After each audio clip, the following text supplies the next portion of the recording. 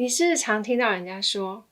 哦，我超级有强迫症的，又或者是呢，你可能自己也会说，哦，我真的很有强迫症，我必须要检查闹钟3次以上我才能够去睡觉。又或者是呢，有人跟你说，我觉得在这个 project 上面，你可能需要有一点强迫症哦，不然的话，我觉得这个专案你可能没有办法做好。其实以上这些都不是所谓的强迫症。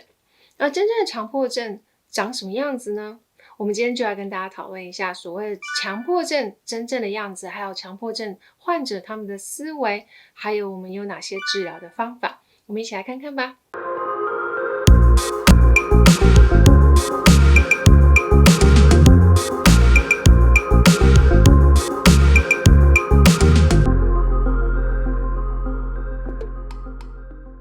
Hello， 各位朋友，大家好，我是美国加州临床心理师 Caitlin， 欢迎来到我的频道。如果你是新的朋友，欢迎。我们这个频道是跟心理相关的，所以如果你对这样子的议题有兴趣的话，麻烦帮我们按下订阅跟小铃铛哦，这样未来我们有新的影片的时候，你就可以收到通知了。首先呢，先跟大家解释一下所谓的强迫症，他们在外表看起来比较像是这样。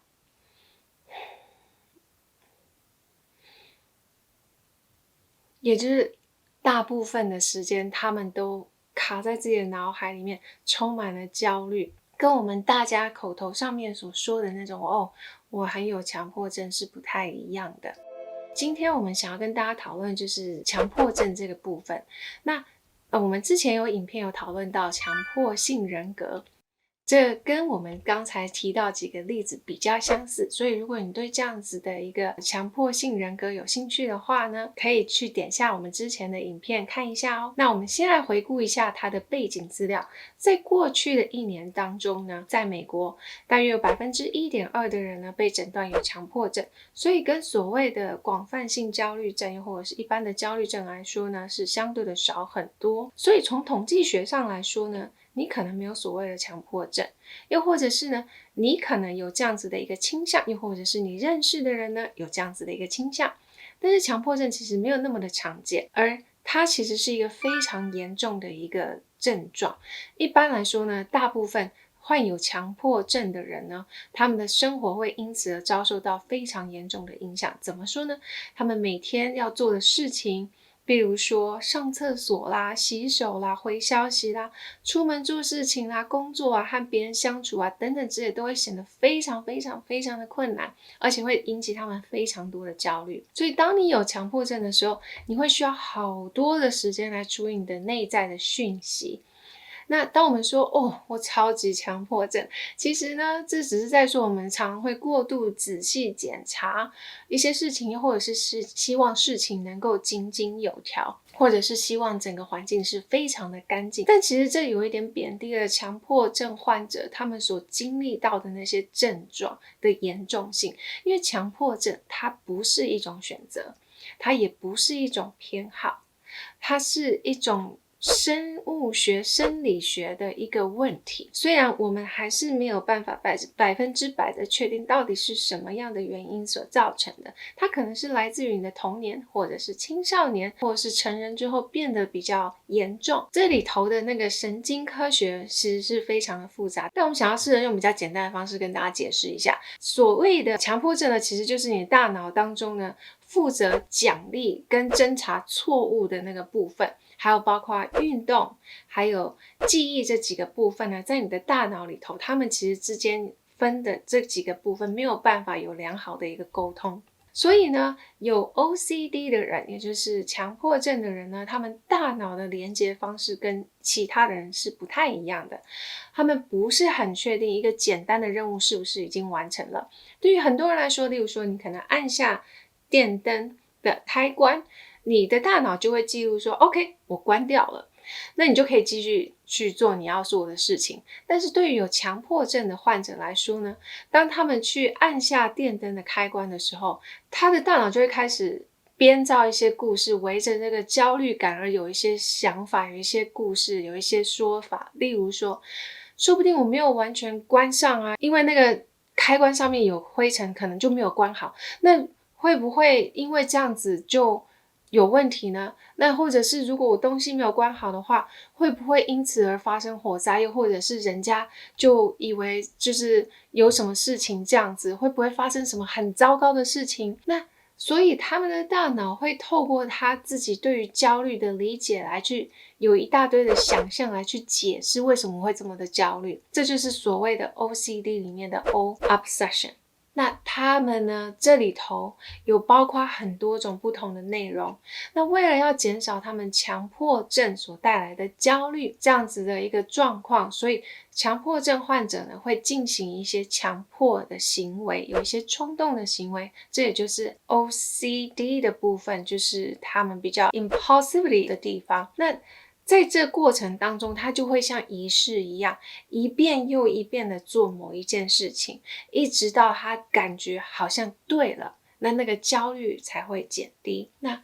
就是当你有强迫症的时候呢，当你重复在做这件事情，例如说开关，又或者是瓦斯的开关，又或者是有没有锁门，当你在做这些事情的时候，你的那个焦虑感又会再上来，所以你就必须要再重复那些强迫的冲动行为。而这就是强迫症患者他们很重要的一个部分，他们常常会有很强烈的一个怀疑。强迫症患者他们内在思考呢，常常都是被他们的怀疑所吞噬的，所以呢，变得他们很难从自己的脑海中跳脱出来。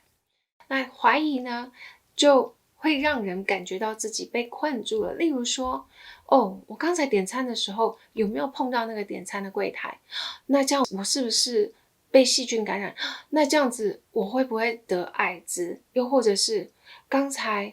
那个人在车上他打了个喷嚏，那可能就常常会因为这样变得觉得我应该要洗手，我应该要干嘛？我洗了手，那我这样子有做对吗？可能要洗个10几次才会觉得 OK， 应该是够了。所以他们的那个焦虑是非常非常强烈，甚至有时候是不合理的。他也知道自己的那个焦虑感是不太合理的，但是呢，他就是没有办法控制，必须要这么做，必须要把这些事情做到他觉得是正确的数字，又或者是正确的数量，他才能够减缓那个焦虑。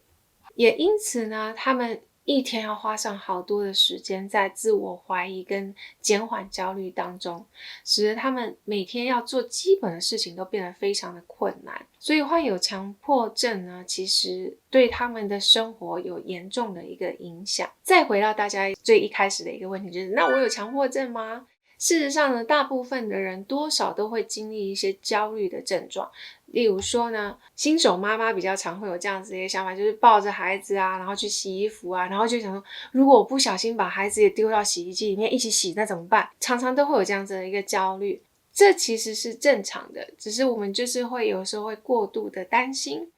但是我们必须要去看它对于你的工作、生活，还有你的人际各方面的机能影响严重程度到什么样的程度，还有你有没有因此而有一些强迫的思想跟冲动的行为，来去看你是不是真的有强迫症。那强迫症的人呢，会因为这样使得他们对于自己的家人、朋友、工作、学校等等各方面都有严重的一个影响。那如果你不是这样子的话，你比较有可能的是患有广泛性焦虑症。我们在另外一个影片里头也有提到这个部分，可以去看看哦。如果呢，你是沉迷在一些很难跳脱，就是你的脑海里头有很冲动性，或者是常常会有侵入性的一些图片啊、影像啦，或者是想法啦，甚至很像是有人一直在跟你说话的那种感觉，那你又觉得你必须要一次又一次的去检查，或者是做某些事情的时候，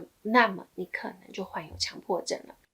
那接下来我们就来跟大家讨论一下强迫症的治疗方式有哪些呢？在市面上面呢，有一些药物已经被证明其实是对于强迫症是很有帮助的。一般来说就是所谓的抗忧郁剂。那它们的功能呢，就是帮助我们在大脑里头有更多的 serotonin， 就是所谓的血清素。当我们在治疗所谓的强迫症的患者的时候，他们的抗忧郁的药剂会比一般忧郁症患者所用的剂量还要来得高。主要就是因为他们的大脑的运作方式比较不同。那另外一种，一般来说，如果你不吃药的话，在心理治疗方面呢，非常有效的一个方式是 exposure therapy。那 exposure and response prevention ERP 呢，其实是一种暴露疗法，也就是强迫自己去暴露在让你觉得非常非常焦虑的事情下，在那样子一个状况下呢，你又坚持待在那样子的环境，慢慢你的大脑会 adapt， 就是会适应这个环境，慢慢你的大脑会接收到一个讯息是，我也没有死，又或者是我最害怕的事情并没有发生，而它自己会有一个修正的一个动作。而这就是我们大脑的可塑性，它很棒的一个地方，就是当我们试着用这样子的方式去挑战我们的思维的时候，它会有所改变。那用这样子的方式就可以帮助我们去改善所谓的强迫症。如果你是有强迫症的朋友呢，建议你去找有受过训练的 ERP 的治疗师，他们可以有一系列的方式来去帮助你，不管是线上或者是实体，就是碰面都可以，都很有效。这可以帮助我们在刚才提到就是大脑的几个部分有高度的活跃，但是他们之间并没有所谓的交流的那些部分呢，产生一些连结，那就可以让我们大脑比较冷静下来。有的时候呢，我们可以用其他，例如说像认知行为治疗，透过不断的去挑战自己的一些思维，打破你原来强迫症的一些模式，可能就可以让你的大脑有所不一样的反应。那还是要跟大家提醒一下，可能你在一开始做治疗的时候次数会比较频繁，一周可能需要2次到3次，甚至有些人呢需要去做 intensive program， 就是去住院，可能半天到全天的方式来去帮助你有这样子的一个改善。那之后呢，才会慢慢的减轻治疗的频繁度。那对于有些人来说呢，可能 exposure therapy 可能有点太困难了，我们就可以试着使用认知行为疗法来去取代。那当然还有像 acceptance and commitment therapy ACT 也是另外一种方式，能够帮助我们改善强迫症思维的这个部分。那今天跟大家先讨论到这里，不知道你对于强迫症有没有什么样新的看法呢？又或者是有什么样的感想或疑问，欢迎在下面留言，我们都会看，也会尽量回复。我们下一次见啦！